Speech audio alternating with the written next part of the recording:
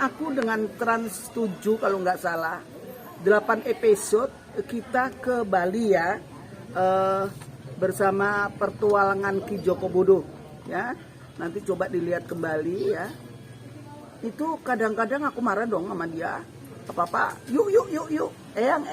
Nah, kesel. Aku suka berantem memang. Tetapi berantem kami itu karena ada rasa sayang ya.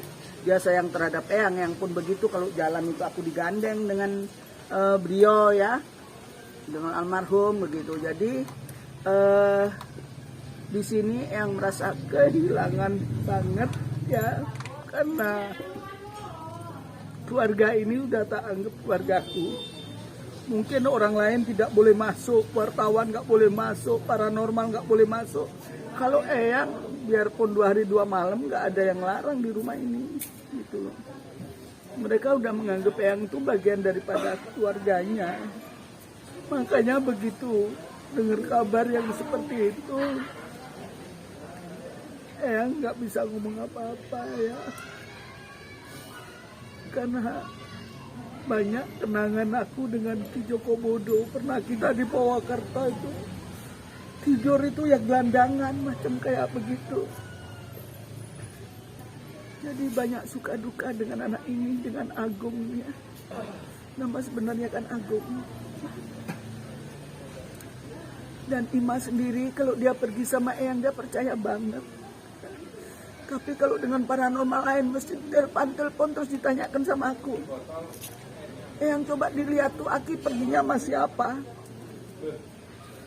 Ya, Eyang sebagai sahabat, sebagai ibu mereka ya tentunya menenangkan ya. Ada orang yang bilang Joko Bodo begina begitu. Aku bilang dengan Pak Tommy waktu itu datang kita dengan Bayu Samudra dan Lindung Silalahi. Kita berempat mau ngajak dia jalan-jalan biar jangan stres ya. Kemudian kita mau baksos, artinya pengobatan gratis di mana-mana. Dan rencana itu sudah berjalan sekali ya. Terus selanjutnya dia ngedrop, bangkit lagi ngedrop. Terus kita ke sini berame-rame, ayo Jok jalan. Kamu jangan melempem, kamu pendekar kok. Seperti yang diceritakan. Kamu jalan, dia ada di YouTube-nya. Coba nanti dilihat di YouTube itu. Dia jalan. Dan untung dia sudah mengenalku secara ya. Artinya di mana-mana, di mobil dia bawa Al-Quran, bawa tasbih ya. Terus di mana-mana dia sempatkan kalau ada masjid, yuk berhenti dulu yuk, aku mau sholat. Amin. Artinya tadi pagi dia dimandikan ya sama mertuanya, dimandikan sama anak-anaknya jam 10 itu dia masih sempat ngomong. Terus dijemur sama keluarganya. Setelah dijemur diangkat dia teriak sepertinya gitu. Langsung lemes udah nggak ada. Dilihat dipanggilkan mungkin mantri atau dokter ya, karena yang nggak ada di sini udah nggak ada katanya.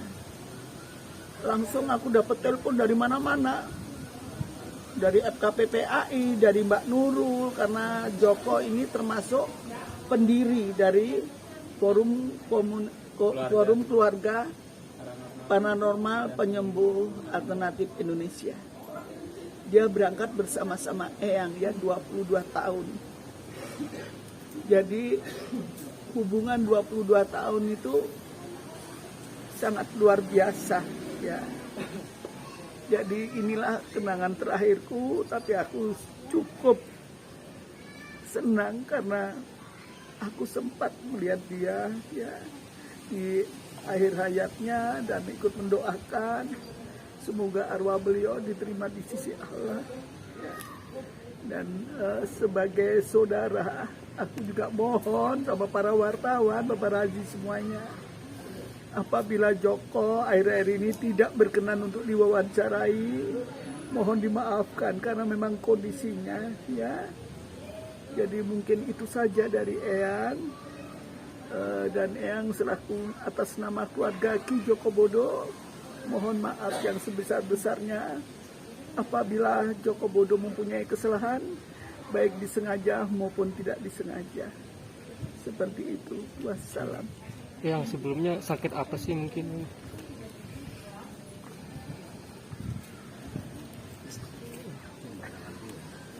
Joko Bodo itu komplikasinya. Komplikasi, terus banyak pikiran, ya. Ya, akhirnya menyerap pada dirinya dia sendiri. Dan dia itu jarang mempunyai teman yang bisa diajak sharing. Dia tertutup orangnya. Kecuali sama Eyang, dia A, B, C, D-nya itu semua Eyang tahu. Begitupun dengan istrinya. Jadi aku bilang ayo bangkit, makanya tak tuntun jalan sama Pak Tommy, diberikan semangat sama Pak Tommy, sama Bang Lindung, ya, sama Bayu, ya.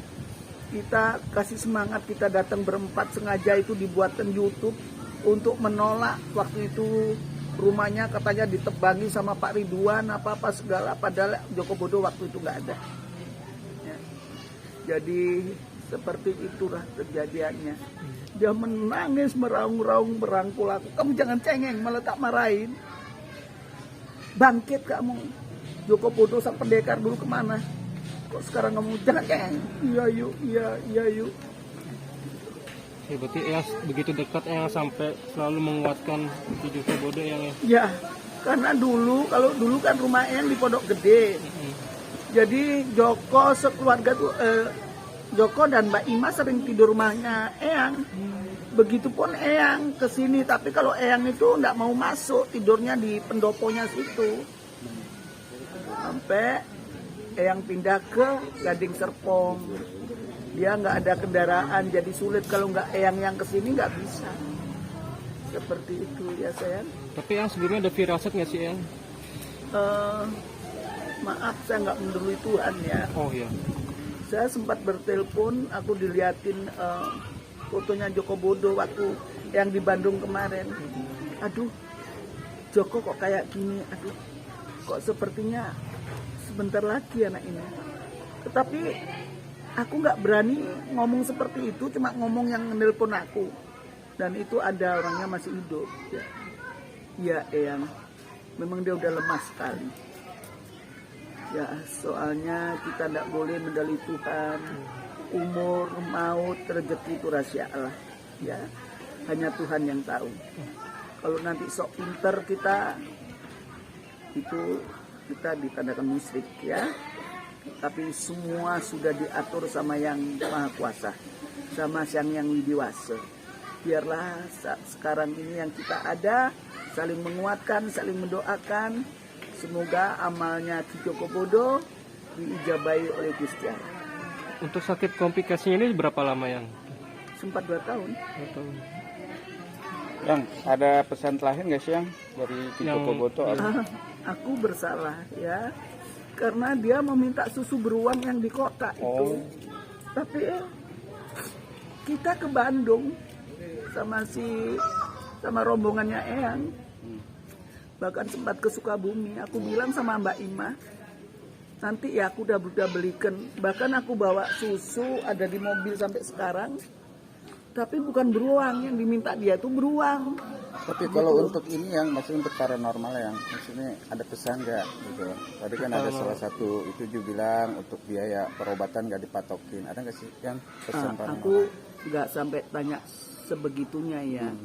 Cuma kami kalau kesini ya ala kadarnya lah, Pak Tommy juga, Bang Lindung, kita ngasih Mbak Ima aja gitu. Tapi untuk soal biaya apa-apa enggak, aku no comment. Masalahnya kita nggak tahu. Enggak, maksudnya ada salah satu yang paranormal dibilang pesan-pesan ada masyarakat yang untuk berobat tapi nggak dipatokin dengan biaya gitu. Untuk yang sendiri dikasih pesan nggak sih untuk ke situ?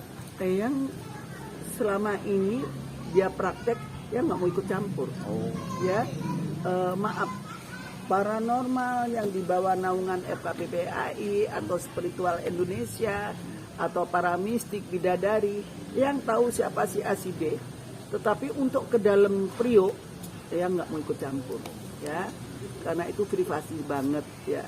Jangan sampai yang salah kok serba tahu ya, yang nggak mau, itu dapur orang gitu. Berarti emang nggak ada pesan ya dari Ki Joko Bodonya sendiri saat masih hidup gitu? Ya kita ketemunya ada foto terakhir aku dengan dia. Ketemu itu mungkin 2 minggu yang lalu. Kita masih sering telepon-teleponan, bahkan 2 hari yang lalu dia sempat telepon sama Eyang gitu loh. Yang cerita tadi itu gitu. Yang sempat dia minta susu beruang apa, aku bawakan Indomelek. Itu 2 warna di mobil masih ada aku bawa. Itu warna coklat dan warna ini. Aku pikir hanya penambahan energi gitu aja. Tetapi bilang enggak, ini loh sampai ditunjukkan kotaknya itu. Yalah aku merasa nyesel banget gitu loh. Tapi ya itulah kenangannya ya. Yang tadi di dalam melihat kondisi jenazahnya seperti apa yang? Aku nggak berani. Nggak berani setelah ditutup sama kain hijau baru aku berani mendekat. Aku nggak berani, bisa pingsan aku. Nggak kuat yang Kondisi aku sendiri seperti ini. Terus aku ngelihat nggak kuat. Masalahnya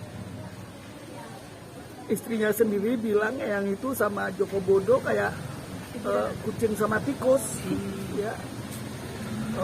Tiap hari berkelahi tapi kalau nggak ada saling mencari katanya gitu. Kangen-kangen gitu ya.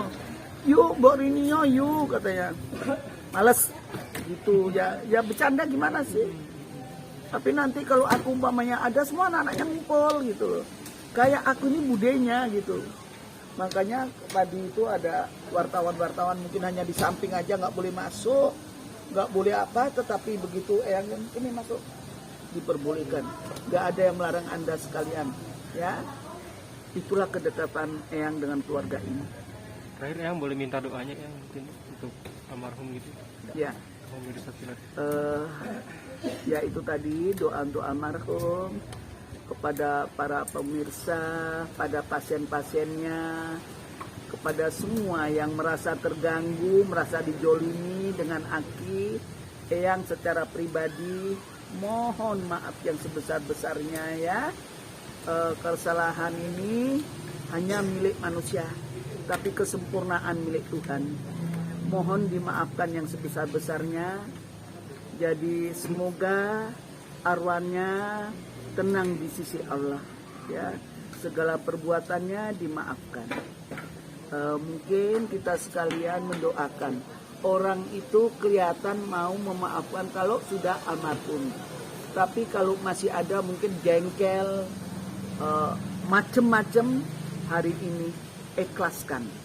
Kita saling mendoakan, menguatkan diri karena umur, maut, rezeki, jodoh ada rahasia Allah, ya. Tidak ada satu orang pun yang tahu. Makanya dari itu kita belajar dari semua pengalaman yang telah kita jalani. Oke. Oke, pemirsa rasis setelah selesai wawancara Anti untuk selebgram.